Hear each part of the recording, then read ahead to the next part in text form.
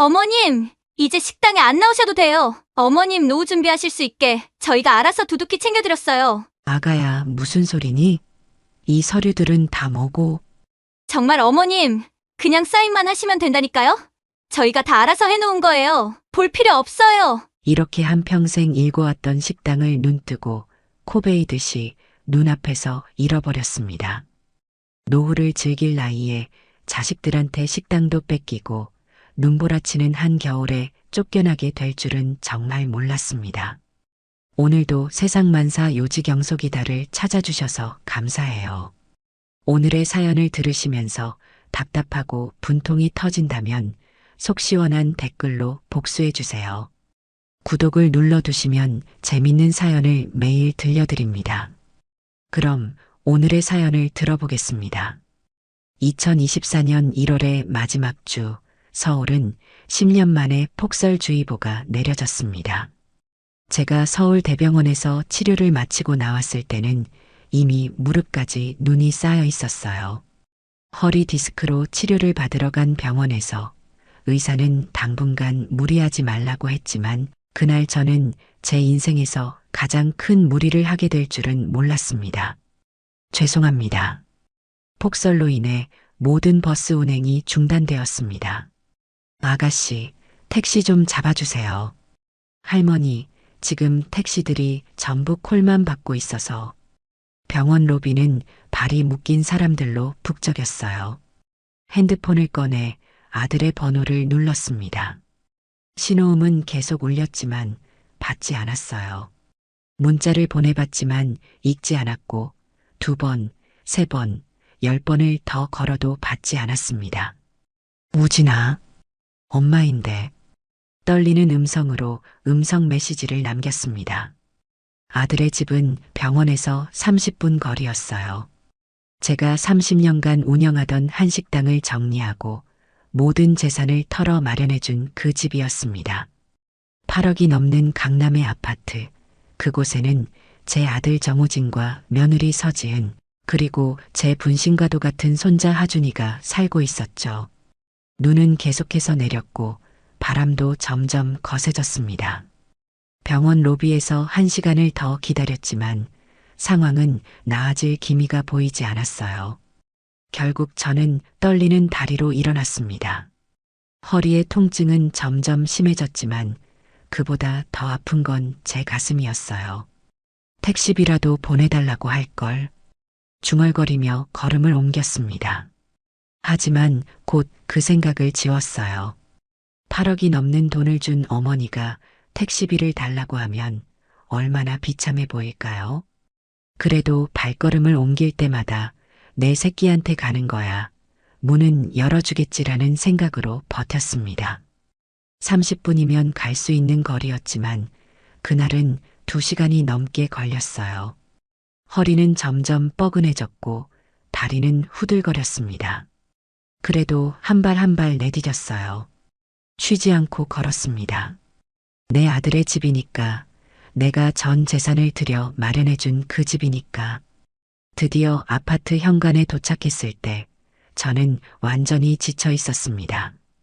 온몸은 눈으로 젖어 있었고 머리카락에는 하얀 서리가 내려앉았죠. 그때 저는 알지 못했습니다. 제 인생의 가장 큰 시련이 바로 이제부터 시작된다는 것을. 1994년 서울 종로의 작은 골목에서 처음 식당 문을 열었던 때가 떠오릅니다.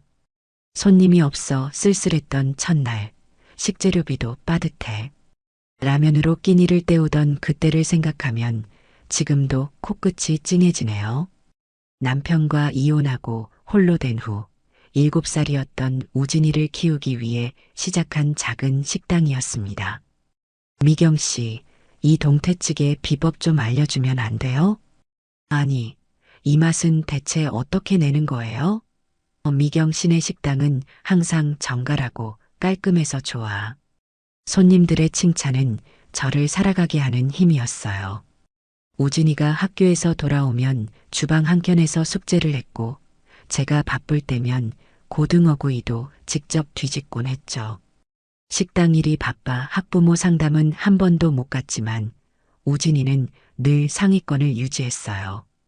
엄마, 나 컴퓨터 하나만 사주면 안 돼? 프로그래밍 공부하고 싶어? 우진아, 조금만 기다려. 이번 달 재료비만 해결되면. 그때 우진이가 원하던 컴퓨터를 바로 사주지 못한 게 너무 미안했어요.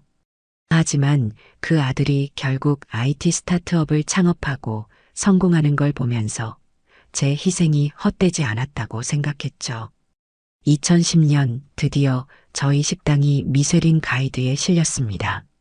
한국의 숨은 보석이라고 평가받았죠. 예약은 한 달 전부터 다 찼고 외국 관광객들도 줄을 섰어요. 우진이가 대학을 졸업하고 창업을 준비할 때 저는 기꺼이 제 가게를 담보로 대출을 받아 지원해 줄 수 있었습니다. 엄마, 내가 꼭 성공해서 효도할게. 걱정하지 마. 그래, 우리 아들 하고 싶은 거 다 해봐. 엄마가 있잖아. 식당은 점점 더 잘 되었고 방송에도 여러 번 출연했어요. 전통 방식을 고수하면서도 현대적인 감각을 잃지 않았다는 평가를 받았죠. 하지만 제게 가장 큰 자부심은 따로 있었습니다. 바로 우진이의 성장이었어요. 어머니, 정말 대단하세요. 이런 성공을 이루시다니. 아들을 훌륭하게 키우셨네요. 주변의 칭찬이 쏟아질 때마다 가슴이 뿌듯했습니다. 하지만 그때는 몰랐어요. 제 성공이, 제가 일군 모든 것들이 언젠가는 저를 무너뜨리는 원인이 될 줄은. 2019년 우진이가 서지은을 처음 데려왔을 때가 생각납니다. 유명 방송국 PD라고 했죠. 눈빛이 총명해 보였고 말씀도 참 예의 바르게 하더라고요. 제 음식을 먹으면서 눈물을 글썽이며 감동했다던 그 며느리가 나중에는 2019년 늦가을 우진이의 결혼식이 있던 날을 잊을 수가 없습니다. 호텔 웨딩홀에 앉아있는 내내 가슴이 떨렸어요. 축하해야 할 순간이었지만 머릿속은 온통 다른 생각들로 가득했죠. 어머님, 신부 어머님께서 오셨습니다. 아, 네. 하객들의 축하 인사를 받으며도 계산기를 두드리고 있었어요. 식당 통장에 있는 돈, 전세금, 보증금, 적금. 모든 걸 정리하면 얼마나 될까? 결혼을 앞두고 우진이가 제게 털어놨거든요. 엄마, 미안한데 지금 회사가 중요한 시기라. 왜, 우진아? 무슨 일 있어? 신혼집. 전세금이 필요해서. 그날 밤 저는 밤새 식당 장부를 들여다봤어요. 30년간 모은 돈이면 충분했습니다. 종로의 식당을 정리하고 시골의 땅까지 팔면 강남의 작은 아파트 하나는 살 수 있겠더라고요. 어머님, 저희가 꼭 효도하면서 살게요.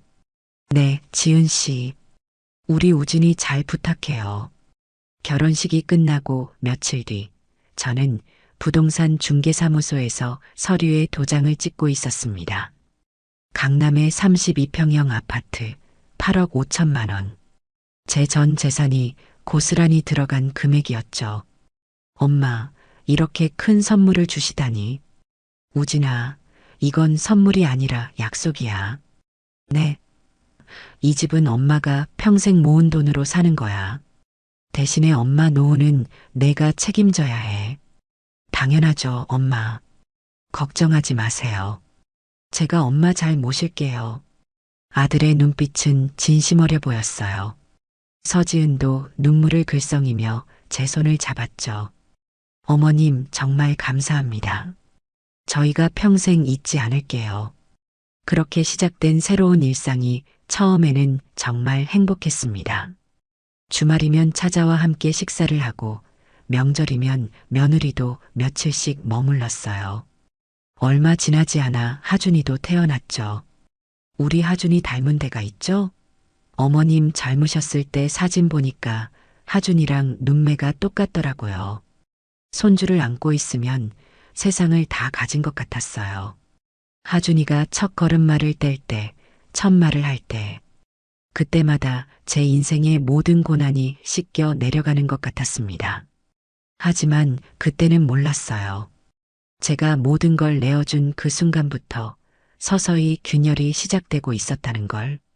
며느리의 눈빛이 달라지기 시작한 것도, 아들의 전화가 뜸해지기 시작한 것도 그때부터였을까요? 처음으로 이상한 낌새를 느낀 건 하준이가 두 도를 지난 무렵이었습니다. 어느 날 갑자기 서지은이 제게 전화를 걸어왔어요. 어머님, 전통 요리에 대한 다큐멘터리를 기획 중인데요. 어머님의 이야기를 꼭 담고 싶어서요. 방송국 PD 출신답게 다정하고 설득력 있는 목소리였죠. 며느리가 제 이야기에 관심을 가진다는 게 기뻤습니다. 일주일간 촬영이 이어졌어요. 30년 동안 지켜온 비법 레시피, 식재료 고르는 법, 손님을 대하는 마음가짐까지 모든 것을 진심으로 알려주었습니다. 어머님, 정말 대단하세요. 이런 노하우들이 사라지면 안 되는데, 그때는 몰랐습니다. 서지은의 동생이 레스토랑 창업을 준비하고 있었다는 것을, 제가 알려준 모든 것들이 고스란히 그쪽으로 흘러갔다는 것도, 어머님, 요즘은 자식 집에 수시로 드나드는 게 예의가 아니래요. 미리 연락도 없이 오시면 저희가 곤란해요. 점점 더 노골적이 되어가는 며느리의 말투, 그리고 그런 며느리를 말리지 않는 아들의 모습에 가슴이 먹먹해졌습니다. 하지만 참았어요. 내 새끼니까, 내 자식이니까. 그러던 어느 날 우연히 인터넷 기사를 보게 되었습니다.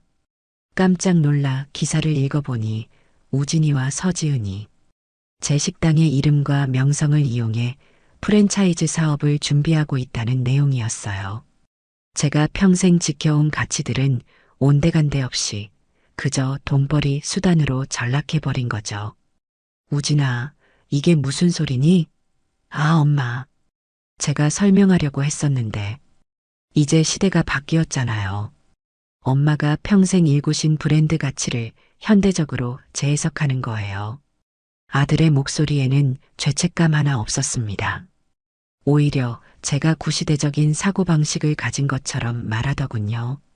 서지은의 동생이 연 식당은 이미 SNS에서 핫플레이스가 되어 있었고 제 비법을 베낀 메뉴들로 젊은이들의 관심을 한몸에 받고 있었어요. 그때부터였을까요? 제 마음 한켠에 작은 균열이 생기기 시작한 것은 평생을 바쳐 일군 것들이 제가 사랑하는 사람들에 의해 이렇게 헐값에 팔려나가는 것을 보며 무언가가 서서히 무너져 내리고 있었습니다. 하지만 진짜 시련은 그때부터 시작이었어요. 그 눈 내리던 날이 오기 전까지는 제가 얼마나 큰 배신을 마주하게 될지 전혀 알지 못했으니까요. 아파트 현관 앞에 도착해서 손을 뻗어 초인종을 누르는 그 순간 집안에서 들려오는 웃음소리가 얼마나 차갑게 들리던지요. 다리는 후들거리고 허리는 찌르듯 아팠지만 그보다 더 아픈 건 가슴이었습니다. 어머님, 이런 날 웬일이세요? 서지은이 문을 열었을 때의 그 표정이 지금도 선명합니다. 눈살을 찌푸리며 절 위아래로 훑어보던 차가운 시선, 반쯤 닫힌 현관문 사이로 새어나오는 따뜻한 온기가 더욱 제 몸을 떨게 만들었어요. 지은아, 병원에서 오는 길인데 폭설이라 택시도 없고. 말을 끝맺기도 전에 며느리는 이미 고개를 절레절레 흔들고 있었습니다. 저희도 지금 손님이 와 있어서요. 오실 거면 미리 말씀이라도 해주시지. 그때였어요. 안에서 들려온 우진이의 목소리. 누구야? 어머님이. 진짜 오늘 곤란한데. 내 아들의 목소리가 이렇게 차갑게 들릴 수 있다는 걸 그때 처음 알았습니다. 며느리는 잠시 안으로 들어갔다가 나왔어요. 손에는 10만 원짜리 지폐 한 장. 어머님, 근처에 모텔도 있고 찜질방도 있으니까 오늘은 거기서 주무시고 내일 가시는 게 어떠세요? 그 순간 제 마음속 어딘가가 쩍하고 갈라지는 소리가 들리는 것 같았어요. 평생을 바쳐 키운 아들, 전 재산을 들여 마련해준 그 집에서 폭설이 내리는 날 저는 거리로 내몰렸습니다. 모텔로 향하는 발걸음이 어땠는지 지금도 생생합니다. 눈은 더욱 거세게 내렸고 바람은 매섭게 불었죠. 처음 가보는 모텔, 낯선 방에 누워 천장을 바라보며 온갖 생각이 스쳐 지나갔어요. 새벽 2시, 잠은 오지 않고 아들과 며느리의 차가운 말투만 계속 귓가에 맴돌았습니다. 문득 핸드폰을 들여다보다가 녹음 파일들을 발견했어요. 5년 전 아들에게 집을 증여할 때의 통화 내용이 고스란히 남아 있었습니다. 엄마, 이건 엄마 전 재산이잖아요. 정말 감사해요. 저희가 꼭 엄마 노후는 책임질게요. 걱정하지 마세요. 그리고 오늘 폭설이 내리는 밤에 쫓겨나 모텔로 들어가면서 나눈 통화도 어머님 죄송해요. 저희도 어쩔 수 없었어요. 그래도 모텔에서 혼자 계시는 게 더 편하실 거예요. 침대에 앉아 떨리는 손으로 메모를 시작했습니다. 이제는 달라져야 할 때라고. 더 이상은 참지 말아야 한다고. 내일이 밝으면 가장 먼저 할 일을 적었어요. 다음 날 아침 오랜 친구 최윤희의 갤러리로 향했습니다.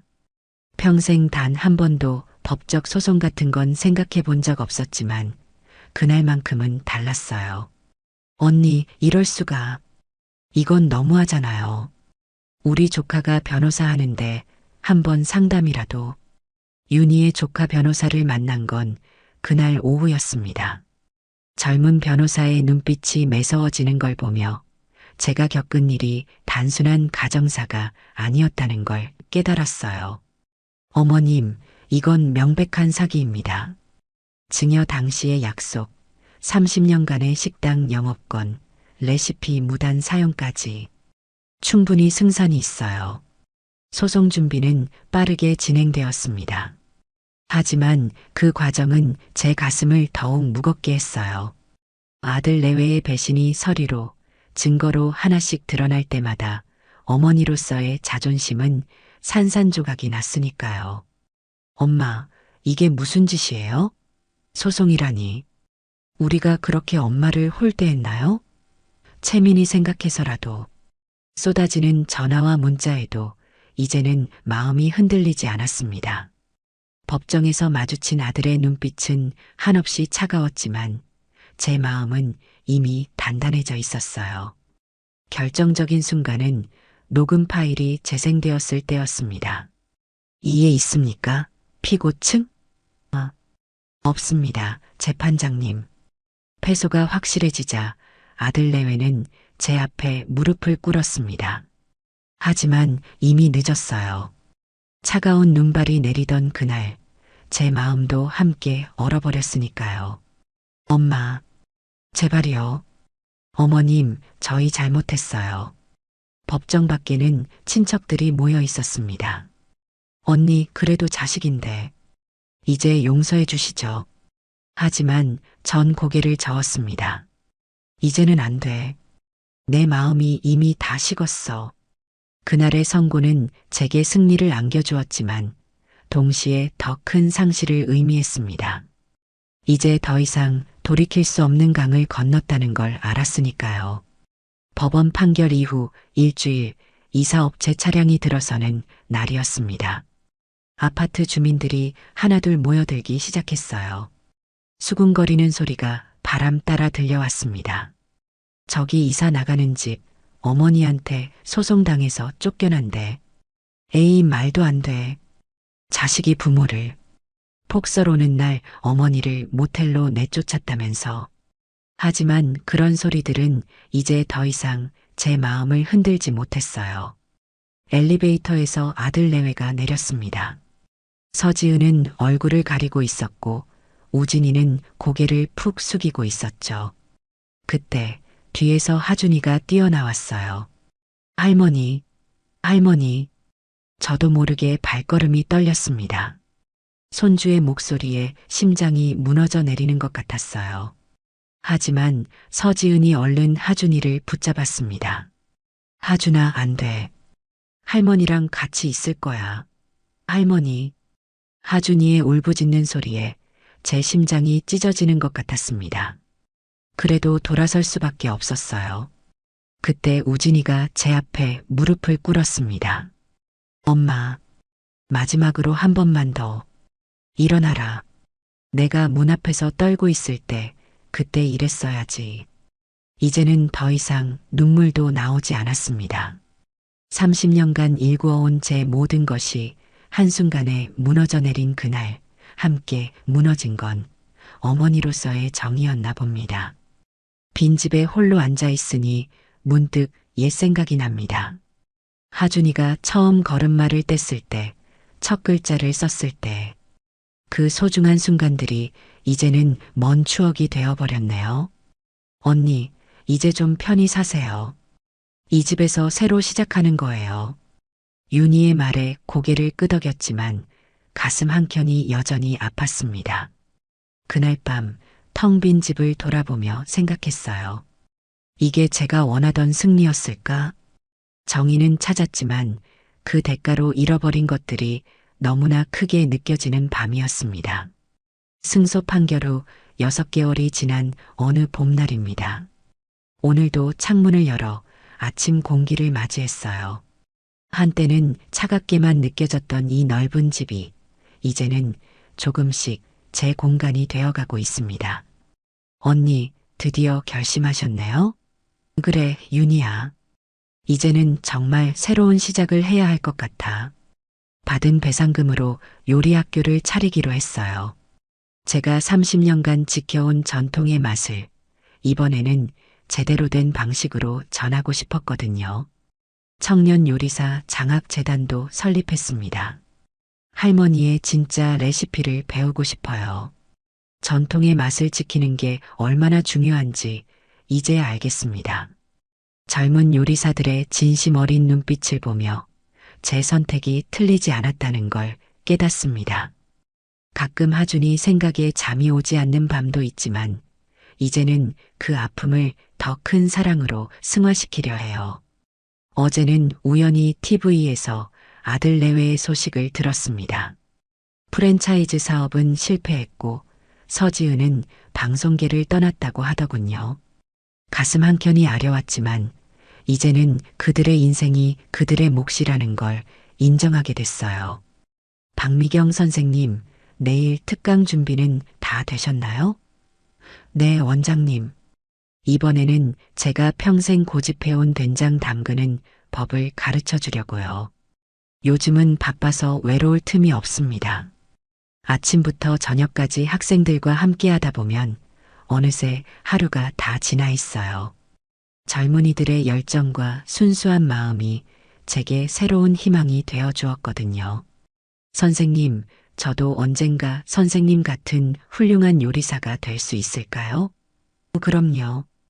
당신은 반드시 될 수 있어요. 진심을 담아 요리하는 한, 창 밖으로 봄바람이 불어옵니다. 그날의 폭설처럼 차갑던 제 마음도 이제는 봄날의 햇살처럼 따뜻해지려 하나 봅니다. 더 이상은 누구의 어머니도 누구의 할머니도 아닌 그저 제 자신으로 살아가는 법을 배우고 있어요. 이제야 비로소 진정한 제 삶을 시작할 수 있을 것 같습니다. 그리고 이런 생각이 듭니다. 때로는 모든 것을 잃어야만 진정으로 원하는 것을 찾을 수 있는 걸까요? 오늘도 저는 꿈을 꿉니다. 언젠가 하준이가 제 요리 학교 문을 두드리는 날을 꿈꾸면서요. 그때까지 저는 여기서 제가 할 수 있는 최선을 다해 살아갈 생각입니다.